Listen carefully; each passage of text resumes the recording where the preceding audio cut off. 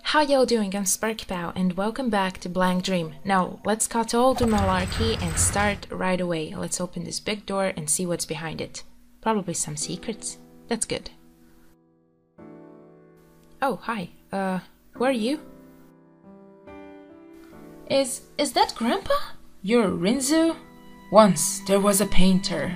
He was known as the Mad Genius, Rinzo Usui.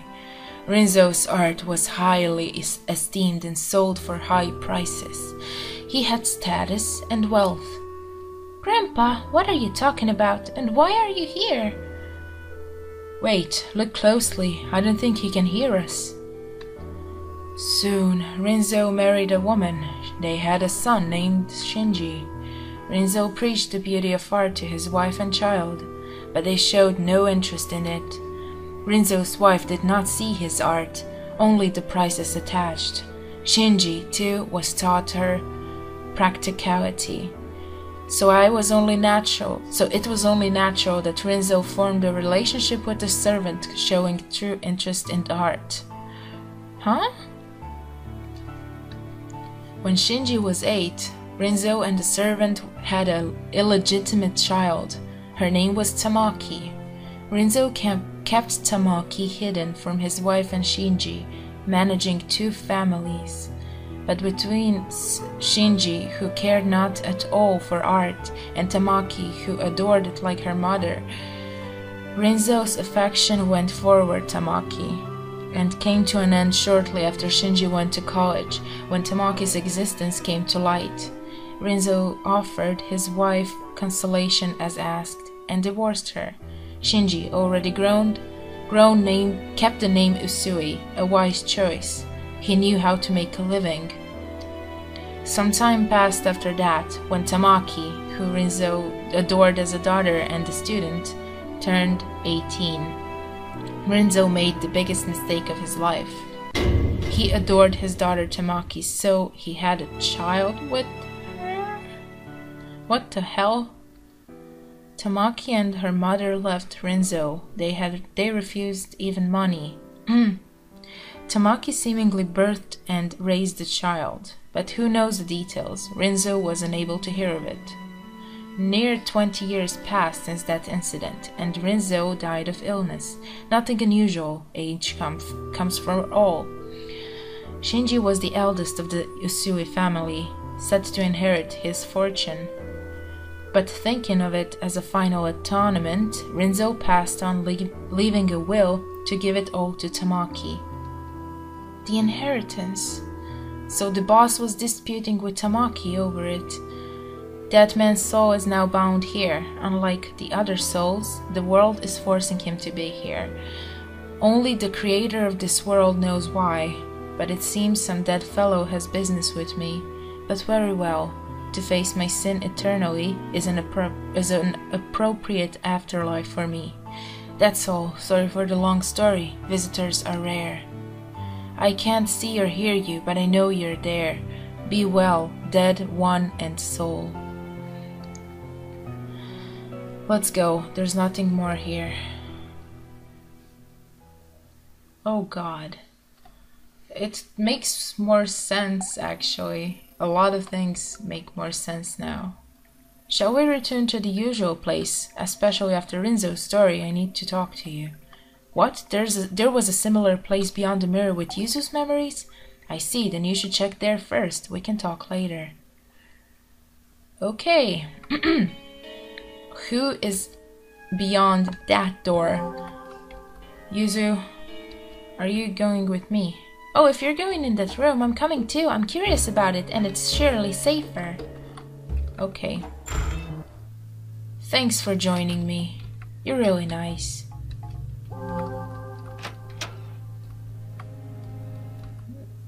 I mean, this episode is full of, just revealing plot lines. We find out a lot at the same time. I don't think I can even remember all that information. But okay, at least we know what happened. Okay, here we go. Open the door, get on the floor. Everybody do the dinosaur. Okay, I'll stop.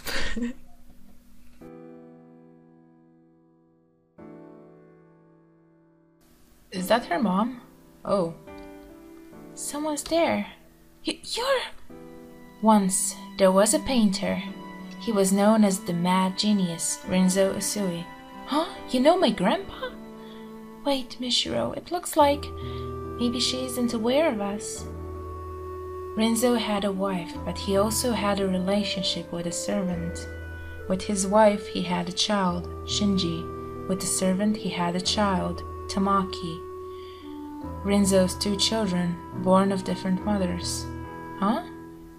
Tamaki was the illegitimate child of an affair, but because Shinji showed no interest in art, Rinzo's affection was often directed at Tamaki, who did have an interest in the arts.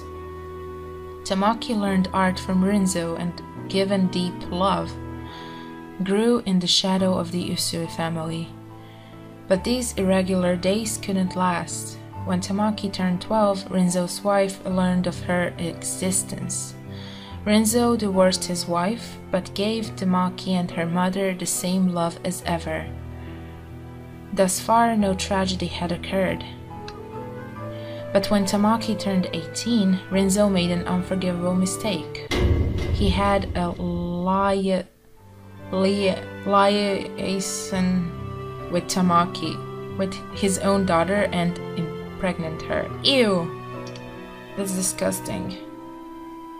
Tamaki was deeply wounded and feared Rinzo, and with her mother she fled from him, but the child she bore had done no wrong, so she decided to birth the child of her father. Ew. So Tamaki had a daughter between parent and child. Ew. Tamaki thought she couldn't live a normal, happy life, but luckily 2 years later she had a proper marriage. Safely having a son with her husband, Tamaki began to get back on her feet. However, she never fully did. The mental wounds Tamaki had suffered went even deeper than she imagined. When her now grown daughter with Rinzo began doing art at school, Tamaki's old wounds ached. It gave her flashbacks of Rinzo, of that fear she had of him. Tamaki struggled to give her daughter affection.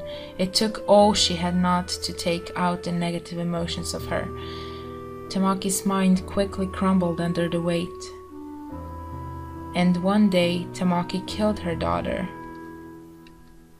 Tamaki fell to pieces. She came to feel animosity, not only toward Rinzo, but all the Usuis. Unable to see any hope ahead, she fell upon the despair behind. Rinzo died of natural causes a few years later, and while she had a right to his inheritance, she refused to take it. She wouldn't even let it go to the eldest son, Shinji. Then, at least, Tamaki, who had kept living despite having broken long ago, met her end. When she learned the son she had with her husband was becoming friends with Shinji's daughter. You mean? Tamaki tried to take out Shinji's daughter, the Usui who dared to come near her pure son. But when she drove madly down the road to kill her, she ran over her own son by mistake. Tamaki realized that this was the end, so she took her own life to escape the despair. No way, that's so messed up. That woman's soul is now bound here. Unlike the other souls, the world is forcing her to be here. Tamaki's soul is now bound in death, so that she can't escape, but must face the facts. This is surely my punishment. I've gone on for a while. I can't see or hear you, but I know you're there. I don't know who you are, but go now. Let's go, Mishiro. We shouldn't stay here any longer.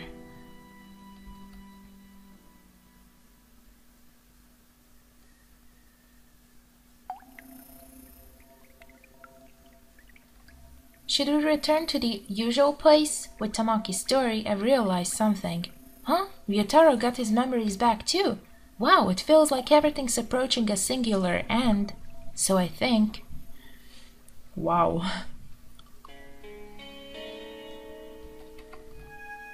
Good. Say, Mishiro, do you think you can open this door? You opened that other one, right? I'm sure this will open for you too. Of course it will. I'm Mishiro. You think you can open this big door? Had no trouble with the one in the back of that realm. Surely you can open it if you put your mind to it. Open the large door? Open it. What's the problem in that? So it did open. Of course it did. I'm Mishiro. Now the next path for you to take is clear. You just ended up saving our butts this whole time, huh, Mishiro? Without you, doubt we would have found any mirrors.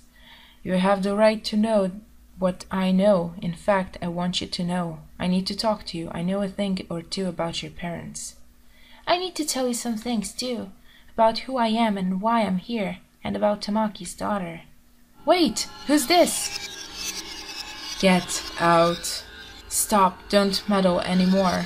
Give back my world. Run, you two, through the door! Do I run? Do I run? I'm running! Whoa, is it chasing us? Why? We'll talk later. Just run to somewhere we can hide.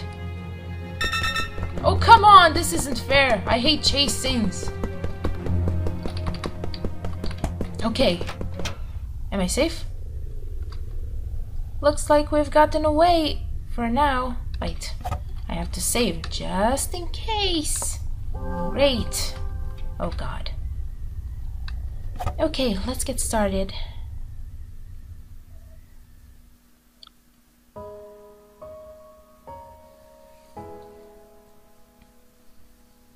View, are we safe here? I didn't sense her chasing anymore. What in the world was that? I'm about to explain that. I know who that is. Say what? I'm Yuzu Hanasaki, a middle schooler who committed suicide at 15 at Mirror Lake. The reason I killed myself was, to put it bluntly, to meet a girl I loved. Someone had killed her at Mirror Lake. It made me extremely sad. So I read all these books on black magic and killed myself to go to the afterlife. That's messed up. To die at the same place exactly a year later, it said that should work. That's what those kids in that classroom were talking about. I think it's a different afterlife than what the book meant, but ultimately I came to this world. But it seems there was something to be gained here. That girl, she always said she was someone who shouldn't have existed. I always found it weird and wondered why it was, but I found out now. She was born between a girl and her own father, between Tamaki Hinohara and Rinzo Usui. Her very birth was taboo. That shadow was Utsuro Hinohara. Even as she is, I can tell clearly, because my wish was to meet Utsuro one more time. Utsuro Hinohara, that's Ayato's. But to look the way she does now, I wonder what the story is there. But I can't go away just yet. I need to talk to Utsuro more directly, or my wish won't be considered granted. Give it back. That voice! Let's get moving. We can't have a chat now, so run. Okay. Okay, I'm ready. I'm ready. For more running. Come on. Okay, I'm ready. You won't get me. You're actually easier to evade now. Or not. I spoke too soon. I spoke too soon. Great. If I didn't say it was easy, she wouldn't have got me. Great job. Great job. Okay. At least I know where to go now. Beep, beep, beep.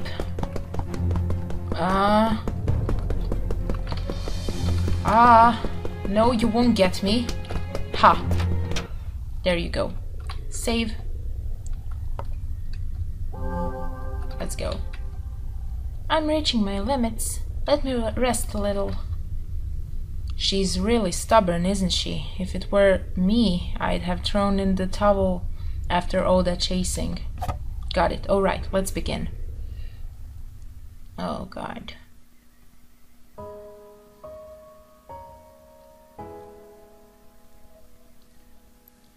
Did we outrun her? Seems so. I don't think she's given chase. I think the goal is close by. I don't know what'll be up ahead, so I just want to get us out. I'm Ryotaro Sogoku, younger brother of Chika Usui, Mishiro's mother, and subordinate to her dad, Shinji Usui. Okay. I knew about you a while back from a New Year's card sis sent me. To be honest, I found you cute. No, not exactly a romantic thing, of course. I was captivated by your latent beauty, I suppose. But when I asked my boss about you, I learned you'd been glum and moping as of late. And I know why. You injured someone in middle school, and sis kept you shackled ever since. That's right. My boss invited me over to your house, and I was honestly pumped to try and help you. It made me sad to imagine such a beautiful girl moping around. He says without the second of hesitation. No poking fun now. It's the end. Huh? But I died before it happened. We got caught in a fire in a building at work. A fire? Yes, I was with your father. After that, well, it even kind of surprised me. Partly by will, I became a soul and flew around to where you were, apparently. So for the year or so between my death and yours, my spirit was sort of haunting you. What? Oh, but I was hardly even conscious of anything. I just vaguely know that's what happened. For you see, ever since I saw your photo, I considered you someone beautiful and worth protecting. So even through death, I had the wish of getting to talk to you at least once. So that was your wish. So it was. Thus, it's been granted. By following you, I wound up in this world, and in this world, my unrealized wish came true. In fact, the moment I became aware of my wish, I felt I could free myself from this world any time. So you're going? Well, I've come this far. I'd like to see out your story to the end. Mishiro, the harsh circumstances you've had, and the fact that you're dead now, I don't feel like it's irrelevant to me. I can't say don't blame your parents, but I just want you to know I can't force you to understand or sympathize, but just know your father worried over and regretted how he was spending less time with you. He wasn't just weighing you and the inheritance on a scale. Your mother was working with your father to obtain proof that the Usui fortune belonged to them. Maybe she failed to control her strength properly. Maybe she wasn't calm, but she had no ill will, I'm sure. I'm sure after the boss and I died, she endured the sorrow of losing a husband and brother and fought for her family. Your father and mother might have been clumsy, but they weren't cold-blooded. I just want you to know that. It's probably too late to say now, though. Let's go on ahead. This is a door you're able to open. I'm sure there's something important to you there. If you're telling me that, then where should my wish to erase my existence go? Oh God. Anyway, that's all the time I have for this episode. If you liked it, click the like button, and if you want to see more content by me, click that subscribe button over there. It shows me great support. Once again, thank you for watching, and I'll see you in the next video. Bye!